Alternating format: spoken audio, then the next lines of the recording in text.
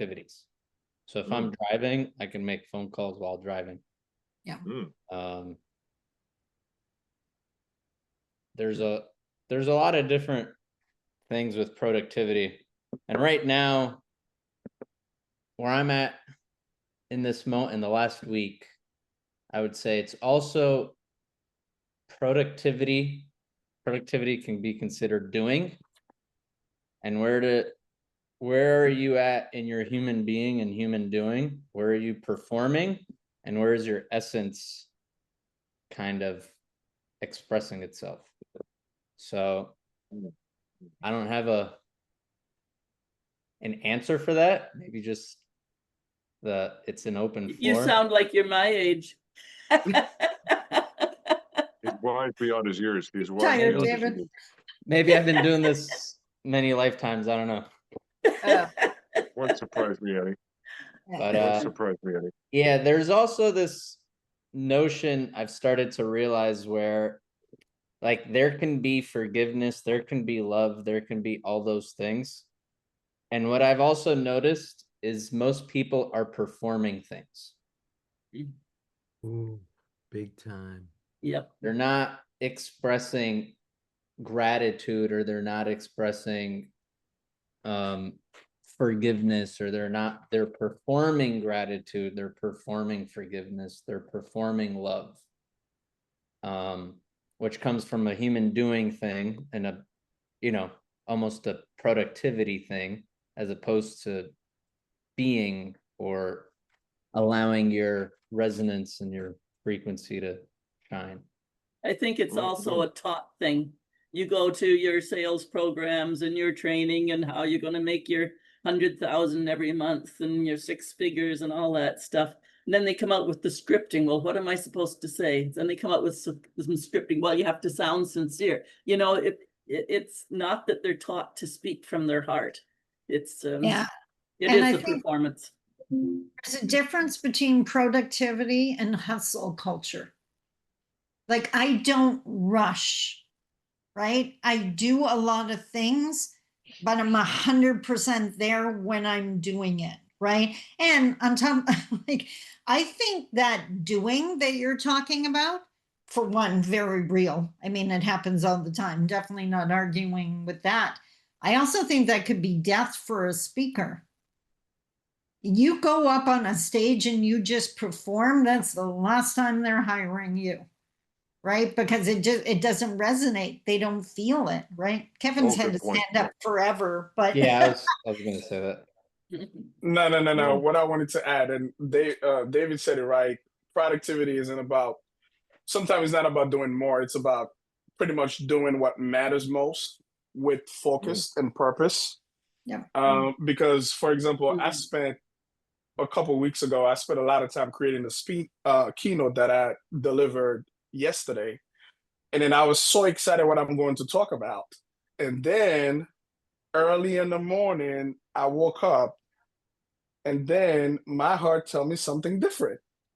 And I said, hold on, what is going on? And I said, it tells me to go with that. So I trusted my gut feeling and I said, there we go. I'm going to go back and present that old presentation I had.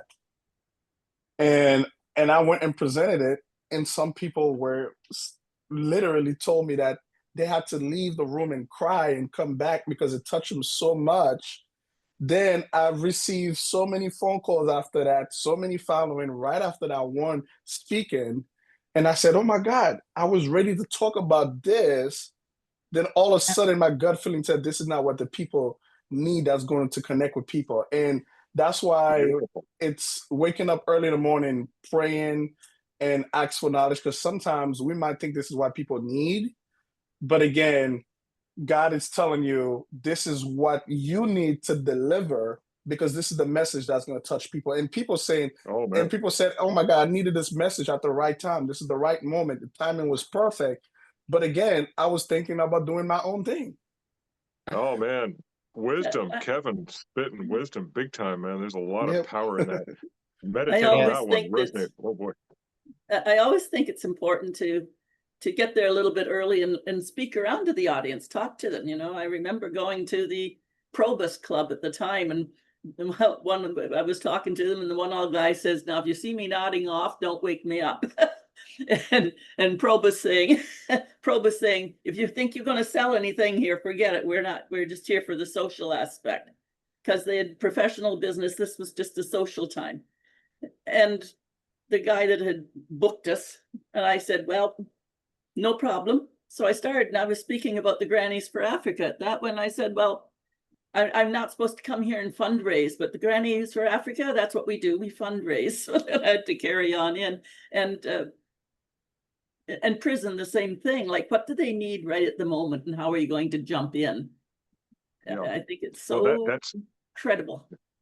well, that's where speakers get the sixth sense, and it's intuition Yeah. that, you know, fortifies and builds and expands what you're capable of doing. Christine, is any of this resonating with you? And maybe we could hear from you a little bit. How are you today?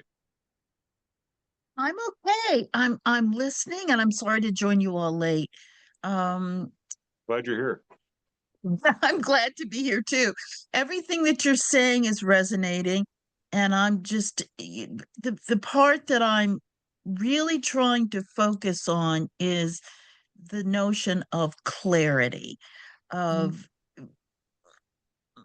I hear from a lot of people that there's kind of the crystal clear message of what is the heart of the message. And I'm just curious how you all come to frame that. Is this something that you're able to be short, sweet, and to the point with? In my thinking, and this is probably one of the challenges I have when it comes to a message, is I see a lot of connections. So I know I'm going to lose my audience if I'm going through the woods. It's going to take me, 90 minutes to get to the point. But it's like braiding strands together. And I will use that analogy. A rope that has 5 strands is much stronger than a rope that has 1 strand.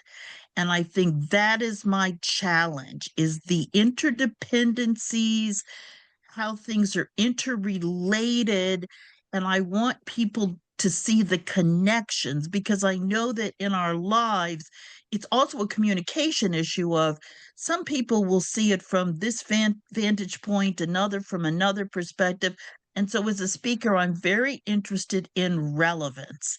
And I hope I'm being clear that I want the message to be clear, but I also wanted to appeal to many different vantage points, ways of knowing, meaning making, if you will. So I'm just curious, as there's- experienced professional speakers, how you all address that.